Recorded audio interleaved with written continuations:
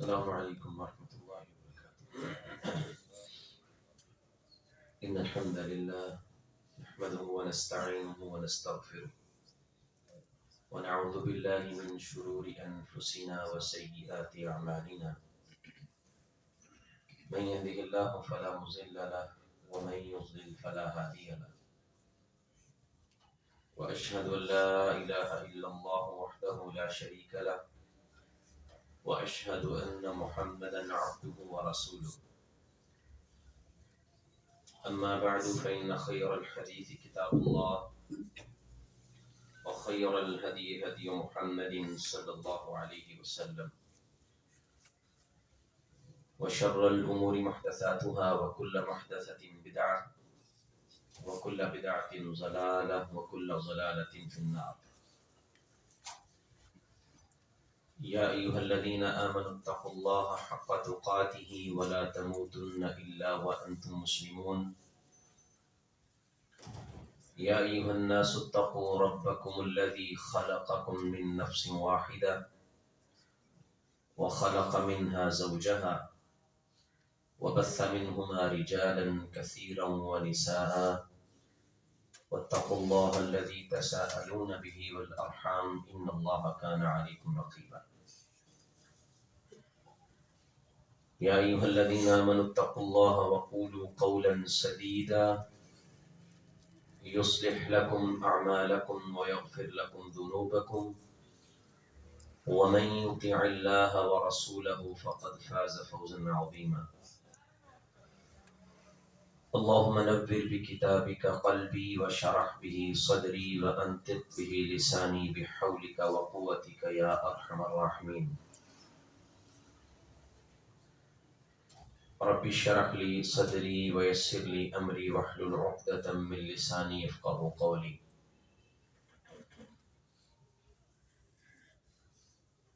لائق احترام محترم معزز سامعین، دین اسلام کی ایک بہت بڑی خوبصورتی یہ ہے کہ اسلام میانہ روی کا دین ہے، اعتدال کا دین ہے۔ دین اسلام میں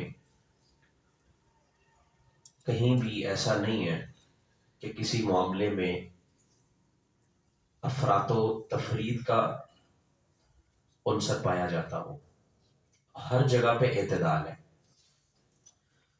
ہماری جو بات ہو رہی تھی ازدواجی رشتے کے بارے، اسلام میں اس کے حوالے سے بھی اعتدال پایا جاتا ہے۔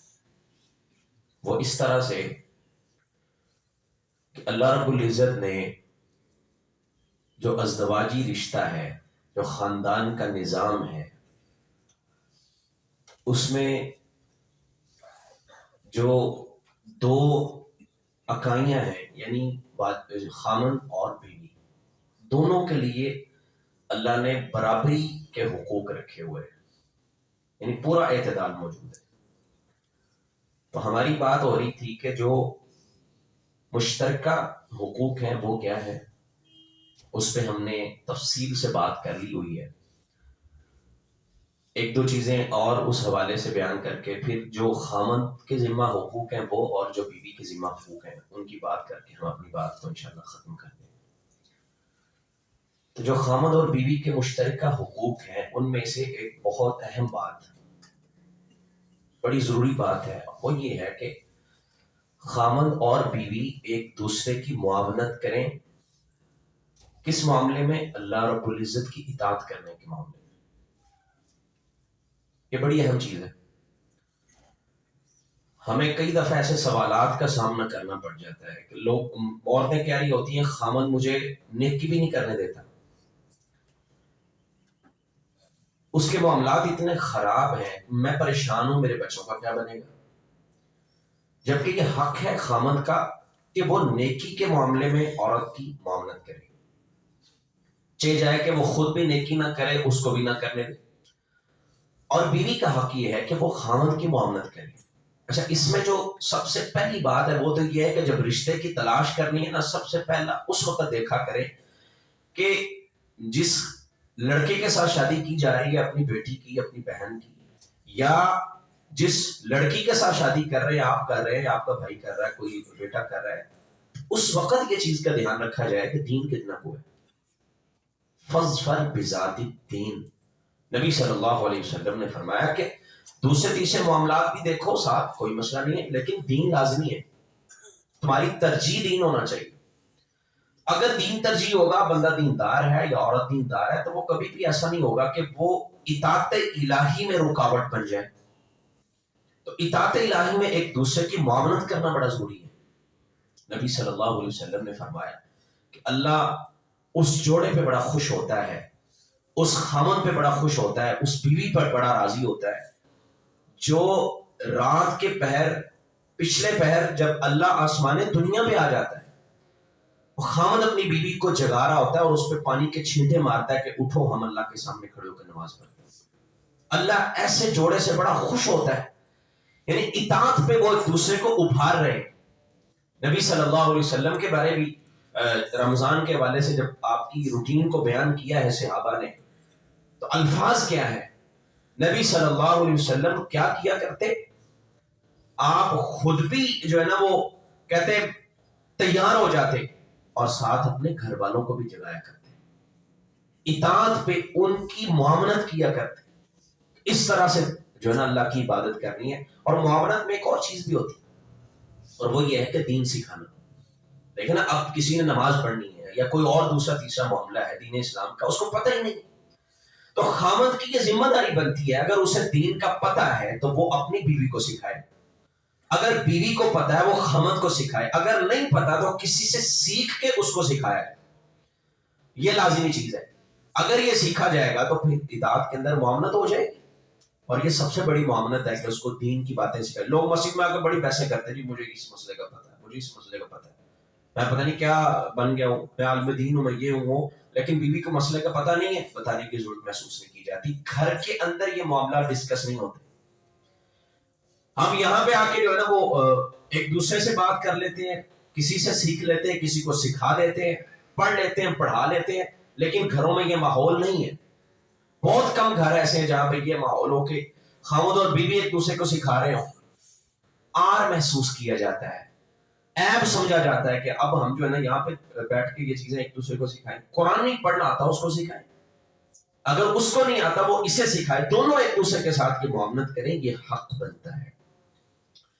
اور ایک اور حق ہے، اور وہ یہ ہے کہ اپنے جو راز ہیں ان کو راز رکھا جائے.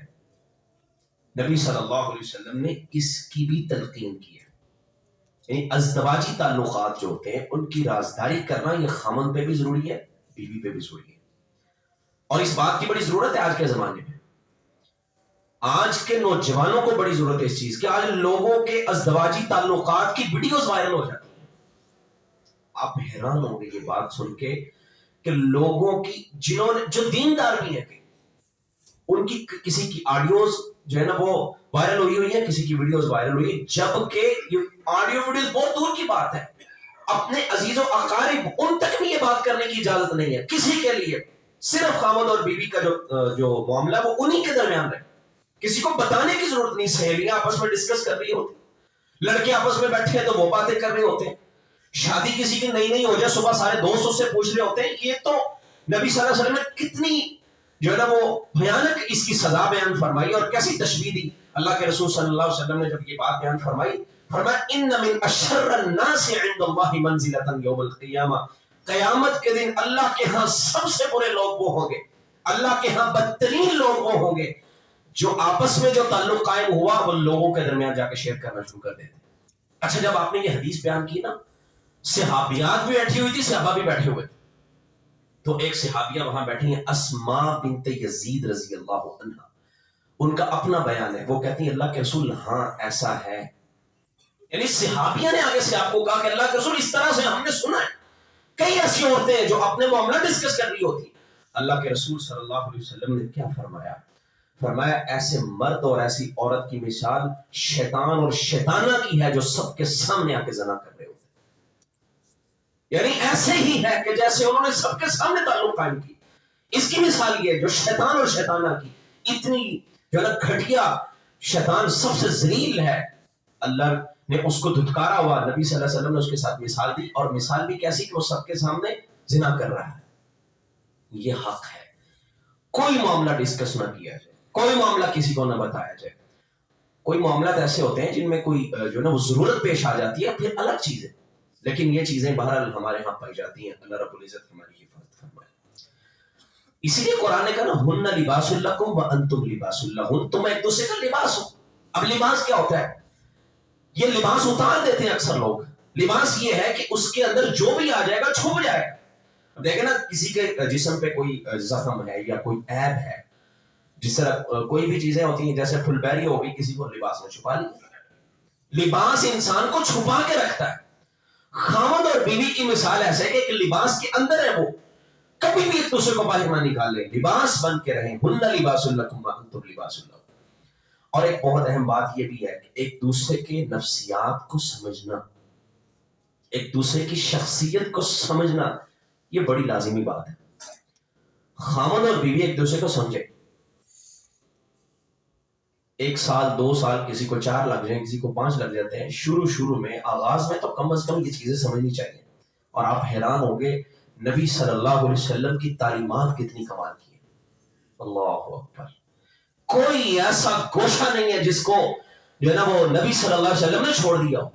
ہر چیز کے متعلق آپ کی سیرت سے ہمیں رہنمائی ملتی ہے کہ اللہ کے رسول صلی اللہ علیہ وسلم بھی نفسیات کو سمجھا کرتے اپنی بیویوں، اور آپ کی بیویاں آپ کی نفسیات کو سمجھا کرتی تھی۔ تو ایک دوسرے کی شخصیت کو سمجھنا لازمی ہے۔ اللہ اکبر۔ ابو درداء رضی اللہ عنہ اپنی بیوی سے کہتے ہیں کہ اے میری پیاری بیوی، اگر کبھی میں غصہ ہو جاؤں تو مجھ سے ناراض نہ ہونا، میرا انتظار کر لینا، اور اگر تم کبھی غصہ ہو جاؤ گی تو میں فوراً اس کا جو ہے نا آگے سے ریئیکشن نہیں دوں گا، میں فوراً جو کوئی فیصلہ نہیں کروں گا، میں تیرا انتظار کروں گا۔ محبت ہے، پیار ہے کہ میں تجھے سمجھنے کی کوشش کروں گا تو مجھے سمجھنے کی کوشش کرنا۔ نبی صلی اللہ علیہ وسلم نے وہ بات آپ نے پہلے بھی سنی ہے، سیدہ عائشہ رضی اللہ عنہا والی، کہ آپ دوستوں کے درمیان بیٹھے ہوئے، آپ کے دوست مہمان آئے ہوئے، دوسری بیوی نے جب سالن بھیج دیا کسی برتن میں، تو عائشہ رضی اللہ عنہ نے کہا میری باری کے دن اس نے کیوں بھیجا، گرا کے توڑ دیا۔ اللہ کے رسول نے اپنے دوستوں کے سامنے کیا کہا تھا؟ دوست نے کہا اللہ رسول کیا ہوا ہے؟ کوئی بات نہیں ہے، تمہاری ماں کو خیرت آ گئی۔ سمجھا کہ اس وقت اسے غصہ آنا چاہیے، آ سکتا ہے، کوئی بات نہیں ہے، ایک گراوٹ تھوڑی بہت رہ جاتی ہے جو ہے نا وہ دوسری بیوی کے متعلق، تو اللہ کے رسول نے اس کو اگنور کر دیا۔ نبی صلی اللہ علیہ وسلم نے کوئی بھی اس پہ جو ہے نا فیصلہ نہیں کیا، کوئی سرزنش نہیں کی، کہا کوئی بات نہیں، تمہاری ماں کو غیرت آ گئی۔ تو یہ چیزیں بڑی لازمی ہیں۔ اللہ کے رسول صلی اللہ علیہ وسلم ان چیزوں کے بڑے ماہر تھے۔ عائشہ رضی اللہ عنہا ان سے بڑا پیار ہے، وہ کہتی ہیں اللہ کے رسول میری نفسیات کو کتنا جانتے تھے۔ اللہ کے رسول صلی اللہ علیہ وسلم ایک دن کہتے ہیں عائشہ مجھے پتا ہے تو مجھ سے کس وقت ناراض ہوتی ہے اور کس وقت خوش ہوتی ہے۔ اللہ کے رسول آپ کو کیسے پتا ہے؟ آج پتا ہے خاوند اور بیوی کو کوئی علم نہیں ہے، یہ چیزیں ہم لازمی سمجھتے ہی نہیں۔ کہا کیسے؟ کہا جب تم ناراض ہوتی ہو نا، جب راضی ہو تب تم کہتی ہو مجھے محمد کے رب کی قسم صلی اللہ علیہ وسلم، اور جب تمہارا میرے سے موڈ بنا ہو تم پھر میرا نام نہیں لیتی، تم کہتی ہو ابراہیم کے رب کی قسم۔ میں اللہ کے رسول آپ کی نفسیات کو جانتے تھے عائشہ کی، کہ اگر یہ ایسا کرتی ہے تو اس کا مطلب ہے یہ میرے سے کہیں نہ کہیں ناراض ہے۔ اور یہاں ایک بات اور بھی یاد رکھیے، جو لوگ یہ کہتے ہیں نا کہ میاں بیوی کی کبھی لڑائی نہیں ہونی چاہیے، یہ بھی ایک مسئلہ ہے۔ لڑائی ہونی چاہیے، لڑائی ہوتی ہے، جہاں لڑائی نہیں ہوتی وہاں بھی مسائل پیدا ہو جاتے ہیں، اور لڑائی نہ ہونا بھی ایک بہت بڑا مسئلہ ہے۔ پھر تو بندہ اپنے آپ کو کاٹ کھائے گا، اس کا دل کرے گا میں خودکشی کر لوں۔ لڑائی ہونے میں کوئی مسئلہ نہیں، نبی صلی اللہ علیہ وسلم ناراض ہو جاتے ہیں اپنی بیویوں سے، وہ آپ سے ناراض ہوتی، یہ اچھی چیزیں ہیں۔ جیسے لڑائی ہونے کے بعد صلح ہو تو پیار زیادہ پڑ جائے، یہ اچھا ہے کہ نہیں؟ جیسے بندہ توبہ کر لے تو اللہ کو پہلے سے بھی زیادہ محبوب لگنا شروع ہو جاتا ہے گناہ کرنے کے بعد۔ تو اس طرح سے لڑائی چھوٹی موٹی ہوتی رہتی ہے، کہیں یہ نہ سمجھیے گا کہ اس گفتگو کا مقصد یہ ہے کہ لڑائی ہو ہی نہ، لڑائی ہو تو یہ زیادہ بہتر ہے۔ ہاں یہ نہیں ہے کہ روز مار کٹائی ہو اور روز گالی گلوچ ہو، ایسا بھی نہیں ہے، یہ ایک انتہا ہے، اور ایک انتہا یہ ہے کہ بالکل ہی کبھی کچھ نہ ہو، دونوں انتہایں خراب ہے، درمیان میں رہنا چاہیے، کبھی کبھی چھوٹا موٹا مسئلہ۔ تو اللہ کے رسول فرماتے ہیں جب تم کبھی ناراض ہوتی ہو تو میں تمہیں پہچان جاتا ہوں، مجھے پتہ چل جاتا آج عائشہ مجھ سے ناراض ہے. اور عائشہ کیسی ہے وہ بھی نبی صلی اللہ علیہ وسلم کو پہچان لیا کرتی. اللہ اکبر. ایک حدیث کے الفاظ ہیں نبی صلی اللہ علیہ وسلم, عائشہ کہتی ہے جب تیز ہوا چلتی نا, آندھی آ جاتی کبھی, تو اللہ کے رسول بڑے پریشان ہو جاتے, آپ کی حالت غیر ہو جاتی. اور جب آسمانوں پہ بادل آ جاتے, یعنی بارش ابھی برسی نہیں, اب بادل آ جاتے, اللہ کے رسول کبھی باہر نکلتے, کبھی اندر جاتے, کبھی باہر نکلتے. تو کہتی جب بارش ہو جاتی تو اللہ کے رسول اطمینان میں آ جاتے, آپ کو سکون مل جاتا. میں اطمینان کو آپ کے چہرے سے پہچان لیا کرتی تھی, یعنی نبی صلی اللہ علیہ وسلم کے چہرے سے پہچان لیتی. اب وہ اس کی وضاحت کرتی, کہتی میں نے اللہ کے رسول سے پوچھا کہ آپ کو یہ معاملہ کیا ہے, جب بادل آتے ہیں تو آپ پریشان ہو جاتے ہیں, کبھی باہر جا رہے ہیں, کبھی اندر آ رہے ہیں, بڑی بے چینی ہوتی ہے. اللہ کے رسول کہتے ہیں عائشہ یہ بادل ہمیں تو ایسے لگ رہا ہے بارش برسانے والے ہیں, میں سوچتا ہوں کہیں ایسا نہ ہو کہ یہ بادل وہی بادل ہوں جو قوم عاد کی طرف آئے تھے. انہوں نے بھی کہا تھا نا یہ بادل بارش برسائیں گے, لیکن ان بادلوں نے پتھر برسا دیے تھے. تو میں اس لیے ڈرتا ہوں. اللہ کے رسول کا اللہ سے ڈر دیکھیں کیسے. بہرحال عائشہ کے ان الفاظ پہ غور کیجئے کہ میں آپ کے چہرے سے آپ کا اطمینان پہچان لیا کرتی تھی. پتہ ہونا چاہیے اسے کیا پسند ہے, کیا ناپسند ہے, اس کو کیا پسند ہے, کیا ناپسند ہے, کس وقت یہ خوش ہوتا ہے, کس وقت یہ ناراض ہو جاتی ہے, کس معاملے میں اسے بات کرنا زیادہ اچھا لگتا ہے, کون سی چیزیں میں ڈسکس کروں گا تو یہ خوش ہو جائے گا یا خوش ہو جائے گی. یہ چیزیں ایک دوسرے کی پتہ ہونی چاہیے, نفسیات کو سمجھنا چاہیے. اور اگر سچی محبت ہو نا, سچا تعلق ہو, تو الفاظ اور رویے کا مد و جزر بھی لوگوں کو سمجھ آ جایا کرتا ہے. اللہ اکبر. جہاں پہ دل سے تعلق ہوتے ہیں نا وہاں لوگ رویے بھی جان لیتے ہیں. عائشہ کہتی ہیں واقع عفت کو آپ نے سن رکھا ہوا ہے.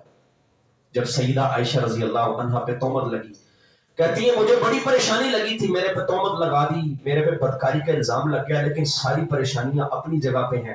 میری تکلیف اس وقت زیادہ بڑھ گئی جب اللہ کے رسول کے رویے میں پہلے جیسی لطف و نرمی نہ رہی. یعنی آپ کے رویے کو پہچان جاتی سے عائشہ کہ وہ بات کرتے ہیں جو پہلے ایک نرمی ہوتی تھی, پہلے ایک محبت ہوتی تھی, وہ آپ کے رویے میں ختم ہو گئی. مجھے اس بات میں سب سے زیادہ پریشان کرتا ہے. ایسا ایک دوسرے کی شخصیت سے واقف ہوتے تھے. اور میں نے پہلے عرض کیا کہ جب محبت ہوتی ہے پھر انسان سمجھ جاتا ہے. یہ تو عام معاملات میں بھی انسان ایک دوسرے کو سمجھ لیتا ہے. وہ صحابی تھے حضرت ابو طلحہ رضی اللہ عنہ, وہ کہتے ہیں جب اپنی بیوی کے پاس گھر گئے, ام سلیم کے پاس, کہتے ہیں ام سلیم گھر میں کچھ کھانے کو ہے. اللہ اکبر. سرتاج پیغمبر کے بارے وہ کیا الفاظ بیان کرتے ہیں, کہتے ہیں میں نے نبی صلی اللہ علیہ وسلم کی آواز کو بھوک کے مارے مدھم ہوتے دیکھا ہے, کہ اللہ کے رسول کو بھوک لگی ہوئی تھی, ان کی آواز سے مجھے پتا چل گیا کہ آپ بھوکے ہیں, گھر میں کچھ کھانے کو ہے تو دو, میں سرتاج رسول کی بارگاہ میں جا کے پیش. اللہ اکبر. نبی صلی اللہ علیہ وسلم بھوکے.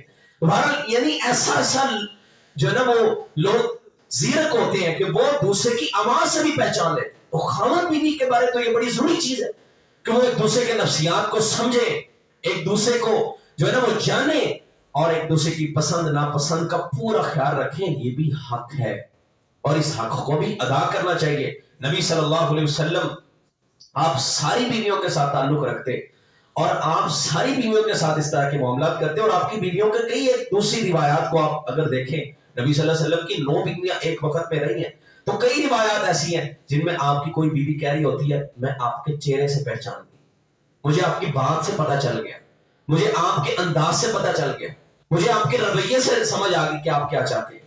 تو یہ ساری چیزیں اسلام نے بھی ان چیزوں کی طرف بڑی جو ہے نا رہنمائی کی, اور نبی صلی اللہ علیہ وسلم کے رویے نے بھی. تو بہرحال یہ بھی ایک حق ہے خاوند اور بیوی کا. اب آتے ہیں جو الگ الگ حقوق اللہ رب العزت نے مقرر کیے ہیں. تو سب سے پہلے بیوی کے ذمہ جو حقوق ہے خاوند کے, وہ سب سے پہلا حق خاوند کی خدمت گزاری. خاوند کی خدمت کرنا یہ بیوی کا حق ہے, اور یہ حق ہمارے ہاں کئی لوگ تسلیم کرنے کو تیار نہیں. کہتے جی خاوند ہے, خدائی بن گیا, ہر چیز خاوند کی مانی چاہیے, ہر بات خاوند کی تسلیم کی جائے, بیوی کو کوئی حالانکہ بیوی کے حقوق بھی ہیں, میں ان کی بات بھی کرتا ہوں.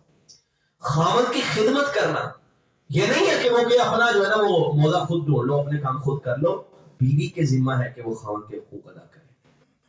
نبی صلی اللہ علیہ وسلم کے بعد حضرت حسین بن محسن سے روایت ہے کہ ایک عورت آئی, بلکہ ان کی پھوپھی ہیں، وہ نبی صلی اللہ علیہ وسلم کے پاس آئی ہیں، تو اللہ کے رسول نے ان سے پوچھا خامد کی خدمت کرتی ہو؟ کہا اللہ کے رسول اتنی کرتی ہو جب تک عاجز نہیں آ جاتی، جب تک تھک نہیں جاتی تب تک خدمت کرتی رہتی ہو اپنے خامد کی۔ اللہ کے رسول صلی اللہ علیہ وسلم نے کیا فرمایا؟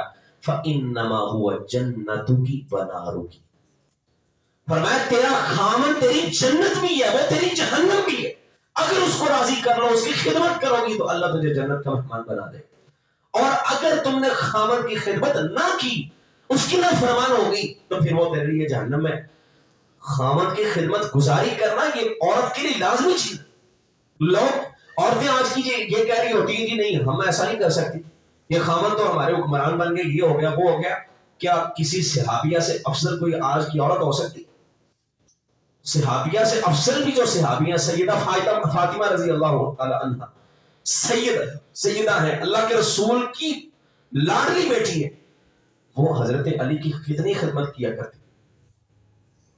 ایک دفعہ غلام آئے، بات آپ نے سنی ہوئی، علی کہتے ہیں فاطمہ جاؤ تم بھی جا کے اللہ کے رسول سے مطالبہ کر دو۔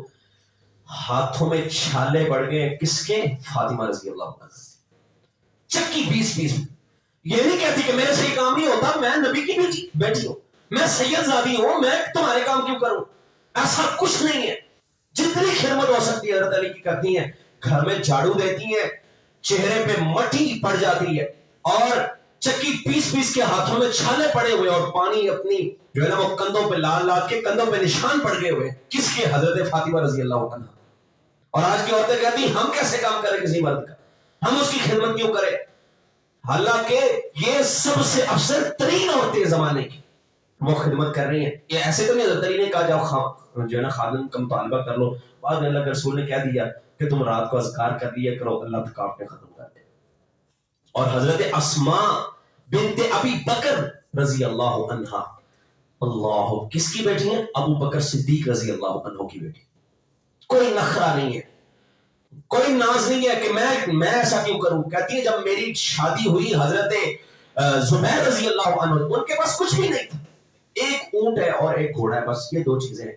کہتی میں ان کی جو ہے نا وہ سارے معاملے، ڈول بھی خود سیتی، ان کا چارہ بھی لے کے آتی، آٹا بھی خود گوندتی، جتنے کام میں اکیلی کیا کرتی۔ یہ زمانے کی بہترین عورتیں، ایک ابو بکر کی بیٹی ہے، ایک نبی صلی اللہ علیہ وسلم کی بیٹی ہے، ان سے بہتر کوئی عورت نہیں ہو سکتی۔ وہ کہتی ہیں ہم اپنے خامدوں کی خدمت میں کوئی کسر نہیں چھوڑتی تھی۔ اور آج کی عورت اگر یہ کوئی مطالبہ کرے کہ میں اس کی خدمت نہیں کر سکتی، بس اس طرح کہ میں شادی کروں گی کہ میں اس کی خدمت سے دستبردار ہو جاؤں، تو ایسی عورت سے شادی کرنا ہی درست نہیں۔ اور ایسی عورت نہ دین اسلام کو پسند ہے، نہ اخلاقی طور پہ بھی وہ کسی کو جو ہے نا وہ معاشرے میں بھی پسند نہیں ہے۔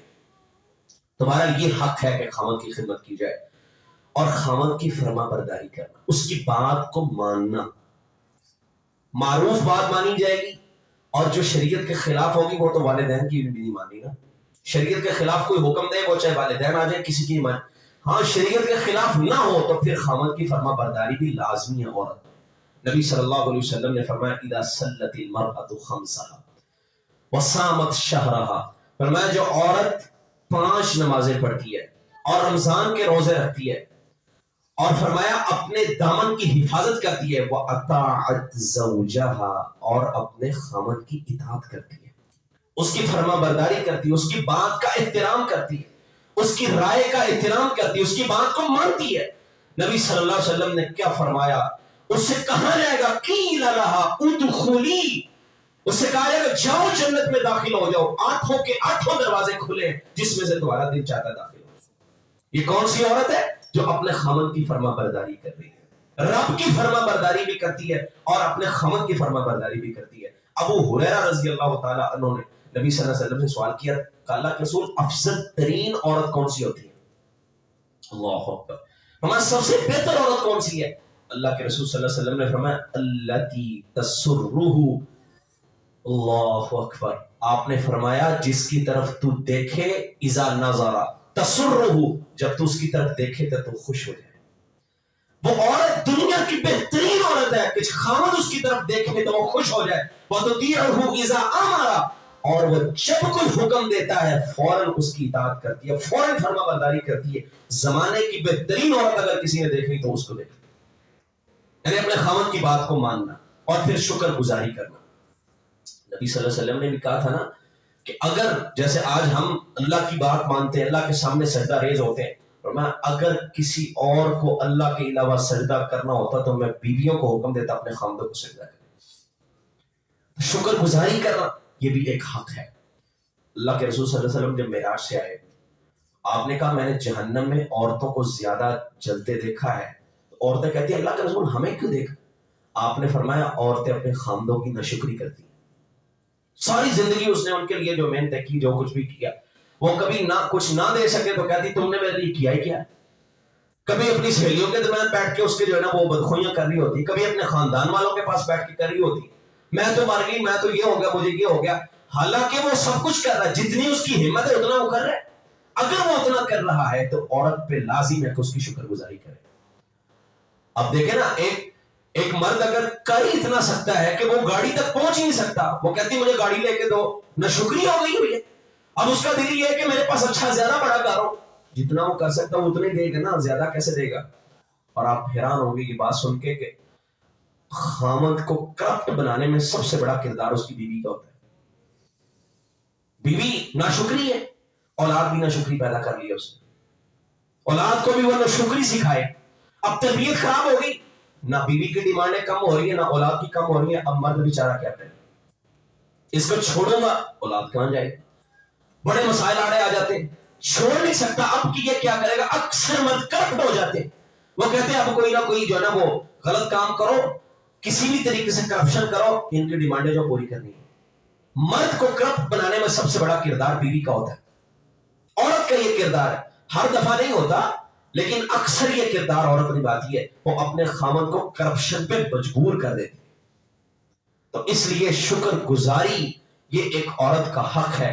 نبی صلی اللہ علیہ وسلم نے کیا فرمایا؟ آپ نے فرمایا ناشکری عورت جو اپنے خامن کے بارے ایسی باتیں کیے جائے، وہ دیکھیں نہیں فلاں کے پاس اتنا بڑا گھر ہے، اس کے بھائی نے اتنی ترقی کر لی ہے تو کچھ کرتا ہی نہیں ہے، یہ تو ایسے ہے، یہ تھوڑے سے پیسے کما کے لاتے ہیں، ہمارا تو گزارا ہی پورا نہیں ہوتا، ہم تو ایسے ہو گئے، وہ ہو گئے۔ اس کی زبان کبھی شکر گزاری والی ہوتی نہیں ہے، وہ شکریہ کرتی ہے۔ فرمایا لا ينظر اللہ تبارک و تعالی الی امرأۃ، فرمایا اللہ قیامت کے دن ایسی عورت کی طرف دیکھنا بھی گوارا نہیں کرے گا، لا تشکر لزوجہا، جو اپنے خامد کی نہ شکر گزاری نہیں کرتی، جو خامد کی نہ شکری ہو جاتی، خامد کی نہ شکری، اللہ قیامت کے روز اس کی طرف دیکھنا بھی گوارا نہیں۔ اور کسی عورت نے پوچھا تھا نا اللہ کے رسول بتائیں خامد کا حق کتنا کو ہے، کتنا کو؟ آپ نے فرمایا اگر تو اس کے زخموں کو اپنی زبان سے بھی صاف کرے تو اس کا حق ادا نہیں کر سکتا۔ یعنی اتنا زیادہ اللہ نے مقام دیا خامد کو، تو شکر گزاری تو بہت ضروری ہے۔ اور پھر ایک اور چیز وہ بھی عورت کے لیے لازمی ہے کہ وہ مرد کی اجازت کے بغیر نفلی روزہ نہیں رکھ سکتی۔ اگر اس نے نفلی روزہ رکھنا ہے تو نفلی روزے میں کئی چیزیں منع ہو جائیں گی، اور دن کے وقت اگر مرد کو ان کی ضرورت پیش آ جائے گی تو پھر اس نے تو روزہ رکھا ہو، فرمایا جب بھی رکھے گی اپنے خامد سے اجازت لے کے رکھے۔ لا يحل للمرأة ان تصوم وزوجها شاہد الا باذنہ، فرمایا اگر خامد موجود ہے، شاہد یعنی اگر وہ ہے موجود ہے، اگر تو کہیں گیا ہوا پھر تو الگ بات، اگر وہ موجود ہے، غائب نہیں ہے، شاہد ہے، فرمایا پھر اس کی اجازت کے بغیر وہ روزہ رکھے، اس کے لیے جائز ہی نہیں۔ اس سے ایک اور چیز سمجھ آتی ہے کہ جب عورت نے کوئی کام کرنا ہے تو وہ خامد سے مشورہ کرے گی، اپنے طور پہ وہ کام کر لے، اگرچہ شریعت نے روزے پہ یہ پابندی لگائی ہے، کسی اور پہ نہیں لگائی، لیکن اس سے یہ سمجھ آتی ہے کوئی بھی کام کرے خامد سے مشورہ کرے، اپنے طور پہ نہ کرے، کیونکہ اس کے مشورے میں جو ہے نا وہ خیر ہوگی، جب مل کے کو بات کریں گے ہو سکتا ہے وہ برکت والی ہو جائے۔ تو اس لیے جو بھی کام کرنا ہے خامد کے مشورے کے ساتھ، خامد کے مال کی حفاظت اور اس کی جائیداد کی حفاظت کرنا بھی حق ہے عورت کا۔ نبی صلی اللہ علیہ وسلم نے فرمایا کہ یہ حق ہے عورت کا کہ وہ اپنے خامد کے مال میں سے خرچ نہ کرے۔ لا تنفق المرأة شیئا من بیت زوجہا، اپنے خامد کے گھر سے کچھ بھی خرچ کرنا ہے، خامد کے مال سے، اپنا مال اس کا اگر ہے جیسے حق مہر ہوتا ہے وہ اس پہ اس کا حق ہے، یا کوئی اور مال ہے اس کے پاس موجود ہے، یا خامد نے اس کو خرچہ دیا ہوا، اس نے اپنا جو ہے نا وہ کوئی جوڑ کے رکھے ہوئے ہیں، وہ اپنے طور پر خرچ کر سکتی، اجازت ہے اسے۔ لیکن اگر خامد کے پیسے ہیں یا گھر میں کوئی راشن وغیرہ گھر کے معاملات ہیں، خامد کی اجازت بغیر خرچ نہیں کر سکتے۔ اور ایک صحابی نے سوال کر لیا، کہا اللہ کے رسول قیل یا رسول اللہ صلی اللہ علیہ وسلم وہ گھر سے کھانا بھی نہیں کسی کو دے سکتی اپنے خاوند کی اجازت کے بغیر. اللہ کے رسول صلی اللہ علیہ وسلم فرماتے ہیں وَذَاكَ أَفْضَلُ أَمْوَالِنَا، کھانا تو ہمارے مالوں میں سے سب سے بہترین مال ہوتا ہے. یعنی آپ نے کہا نا مال نہیں دے سکتی خاوند کی اجازت کے بغیر، تو اسے ابھی کہتے ہیں کھانا. آپ نے فرمایا کھانا تو بہترین مال ہوتا ہے، یعنی کھانا بھی نہیں دے سکتی کسی کو اجازت کے بغیر. یہ حق ہے مرد کا. یہ اسلامی معاشرے میں اللہ رب العزت نے اس خاوند کو حقوق دیے ہیں. اور پھر فرمایا وہ کسی کو گھر میں داخل نہیں ہونے دے گی اپنے خاوند کی اجازت کے بغیر. ہاں جس کو اس نے اجازت دے رکھی ہے وہ آئے اور جائے، اس کی بات ٹھیک ہے. اگر خاوند کسی چیز کو منع کر دے گیا، اس سے پوچھا نہیں ہے، کسی نئے نے گھر میں آنا ہے پہلے اجازت لے. اور بیوی کے بھی اللہ رب العزت نے کچھ حقوق رکھے. مختصر سی بات کر کے بات ختم کرتے ہیں. خاوند اور بیوی کے جو مشترکہ تھے اس پہ تفصیلی بات ہو گئی ہے، تو یہ تو تھوڑی تھوڑی باتیں ہیں. عورت پہ جو مرد کے ذمہ حقوق ہیں ان میں سب سے پہلی بات یہ اس کا حق مہر دینا. حق مہر کے معاملے میں ہمارے یہاں بڑے مسائل پائے جاتے ہیں. لوگ کیا کرتے ہیں معاف کروا لیتے ہیں، یا پھر عورت کا، یہ خالص عورت کا حق ہے، کسی اور کی اس میں کوئی بھی حق نہیں ہے. مرد جو ہے نا وہ جو بھی اس کو پیسہ دے گا، حق مہر دے گا، وہ صرف عورت کا ہے. اور یہ نہ سمجھے کہ یہ عورت کو خرید لیا جاتا ہے، یہ عورت کے اکرام کے طور پہ، اس کے اکرامیے میں اس کو دی جانے والی رقم ہے. اور قرآن نے اس کا جو ہے نا وہ لازم قرار دیا. بس اوقات ایسے ہوتا ہے حق مہر خامن جو ہے نا وہ دے رہا ہوتا ہے، کس کو دیتا ہے؟ لڑکی کے والد کو دے دیتا ہے، کیونکہ وہ موجود ہوتا ہے نکاح کے وقت، اور باپ اپنے پاس رکھ لیتا ہے. بالکل جائز نہیں ہے. یہ عورت کا حق ہے، اس لڑکی تک پہنچانا ضروری ہے. ہاں وہ اپنے طور پر اس میں سے کچھ باپ کو دے دے، کچھ خامن کو دے دے، وہ الگ بات ہے. اور پھر حق مہر میں اور بھی ہمارے یہاں بڑے مسائل بارن پائے جاتے ہیں. لوگ یہ کہہ رہے لو جی چلو جی وہ لکھ دیں. وہ کئی دفعہ میں بھی کئی دفعہ نکاح میں گیا ہوں، پوچھا جی کتنا حق مہر ہے، وہ کہتے شری لکھ دیں. شری کتنا ہے؟ 32 روپے. پتہ نہیں، حالانکہ شری کو بھی اگر بنایا جائے تو بہت زیادہ بن جائے گا. دوبارہ شری ہے ہی کوئی نہیں مقرر.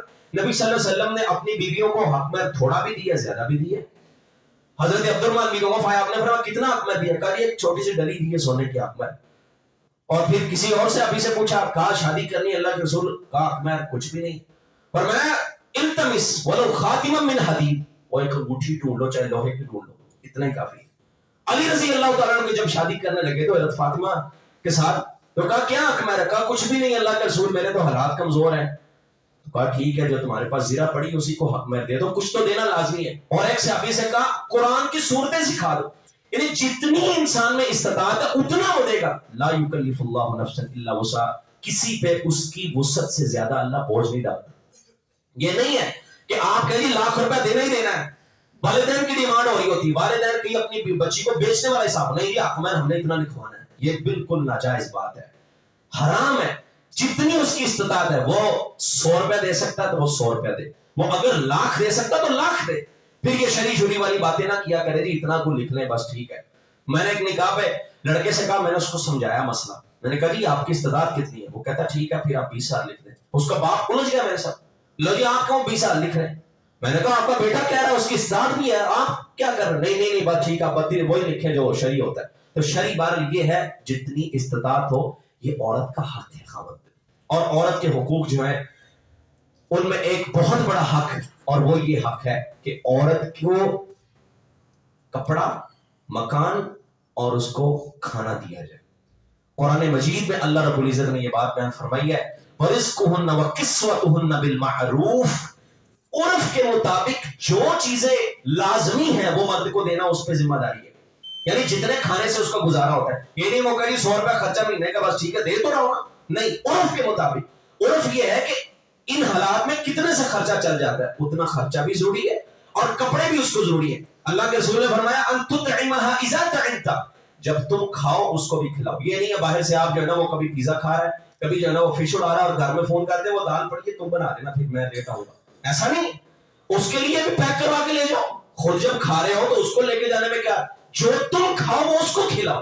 ہاں کبھی کبھی ایسا ہو سکتا ہے، لیکن یہ ہے کہ یہ نہیں ہے اپنی روٹین ہے تو باہر عیاشیاں کرنے کی اور گھر میں کبھی کچھ پکا کبھی نہ پکا پر ٹھیک ہے چل رہا ہے.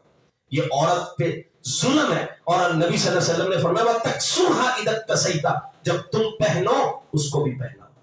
یہ نہیں ہے کہ خود برانڈ پہن رہا ہے اور خود بڑے اچھے اچھے کپڑے، میں نے تو باہر جا کے لوگوں سے ملنا ہوتا ہے، میں نے یہ کرنا ہوتا ہے. تم نے کیا کرنا؟ تم تو گھر میں رہتی ہو، تم تو سستے سے کپڑوں میں بھی گزارا کر لو. نہیں، اس کا بھی حق ہے، اس کو اچھا لباس لے کے دیے.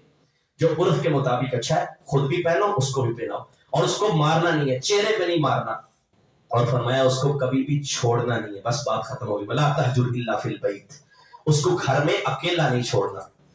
اللہ اکبر۔ آج لوگ کیا کرتے ہیں، خود جو ہے نا وہ کوئی کسی اور ملک میں گیا ہوا، کوئی اس ملک میں پہنچا ہوا ہے، بیوی بیچاری کبھی والدین کے گھر میں دھکے کھا رہی ہوتی ہے، کبھی کام پہ بچے رل رہے ہوتے ہیں، تو یہ خاوند کا حق ہے اگر جانا ہی ہے کہیں تو پھر اپنی بیوی کو ساتھ لے کے جاؤ، زیادہ سے زیادہ بھی باہر رہنا، 4 مہینے سے زیادہ بیوی سے دور نہیں رہ سکتے، ہاں اس کی مشاورت ہو تو پھر رہنے میں بھی علماء گنجائش نکالتے ہیں، لیکن سیدنا عمر رضی اللہ تعالی عنہ نے اپنی بیٹی سے پوچھا تھا حضرت حفصہ سے، کیا مجھے بتاؤ کتنا عرصہ بیوی خاوند کے بغیر رہ سکتی ہے؟ کہا 4 مہینے تک وہ صبر کر سکتی۔ تو آپ نے یہ قانون بنا دیا کہ فوجی جو کسی بھی بارڈر پہ لڑائی کرنے کے لیے پہنچے ہوئے کسی بھی جو ہے نا محاذ پہ 4 مہینے سے پہلے وہ لازمی اپنے گھر میں چکر لگائے، تو یہ بھی ایک حق ہے۔ بیوی کو پیچھے چھوڑا، وہ بیچاری وہ کسی کے رحم و کرم میں پڑ رہی ہے، ہاں جی خرچہ تو بھیج دو، میں مہینے کا 2 لاکھ بھیج رہا ہوں، لاکھ بھیج، ایسا نہیں ہے، اس کے پاس رہنا، اس کو اپنی صحبت دینا، یہ لازمی ہے کہ ایک دوسرے کے قریب رہیں۔ بہرحال یہ بھی عورت کا حق ہے، وَعَاشِرُوهُنَّ بِالْمَعْرُوفِ، اور ان سے اچھا حسن سلوک کرنا، جو بود و باش ہے وہ اچھی اختیار کرنا بھی بیوی کا حق ہے، کہ لوگ یہ نہ کہیں کہ یہ خامد جو ہے نا بڑا بے رخصہ ہے۔ نبی صلی اللہ علیہ وسلم کی 9 بیویاں تھیں، اور آپ حیران ہوں گے، آپ روزانہ، حالانکہ دنیا کے مصروف ترین انسان ہے، آپ روزانہ 9 کی 9 بیویوں کو ٹائم دیا کرتے، رات کو باری ایک کی مقرر ہے، لیکن مغرب کے وقت سب کے پاس چکر لگاتے، کسی کی کوئی ضرورت ہے اللہ کا رسول پورے کرنے کی کوشش کرتے۔ تو یہ عورت کا حق ہے، اس کے ساتھ اچھا حسن سلوک کیا جائے۔ اللہ رب العزت ہمیں ایک دوسرے کے حقوق کو سمجھنے کی توفیق عطا فرمائے۔ اقول قولی ھذا وآخر دعوانا الحمدللہ۔